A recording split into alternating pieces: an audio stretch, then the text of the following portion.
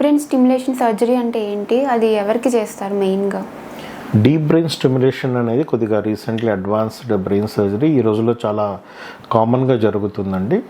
ఈ most commonly ఈ surgery movement disorders ఉన్న వాళ్ళకి చేస్తున్నారండి. Even conditions like dystonias, Parkinson's disease, movement disorders and some psychiatric conditions like obsessive compulsive disorder, ఈ అన్ని కండిషన్స్లో డీప్ బ్రెయిన్ స్టిమ్యులేషన్ చేస్తారండి. అది ఆ పార్ట్ ఆఫ్ ద బ్రెయిన్, ఏ పార్ట్ ఆఫ్ ద బ్రెయిన్ వల్ల ఈ ప్రాబ్లం వస్తుందో దాన్ని రికగ్నైజ్ చేసి అక్కడ ఎలక్ట్రోడ్ని ప్లేస్ చేస్తారు.